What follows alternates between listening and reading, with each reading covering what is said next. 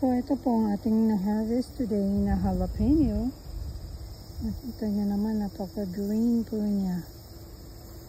Yan po ang ating mga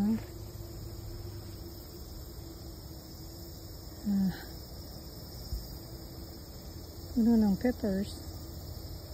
At ito po ang ating jalapeno.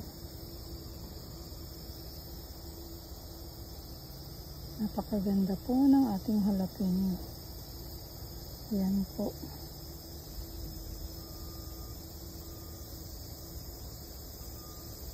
Narito po tayo sa ating farm at nag-ani ng jalapeno.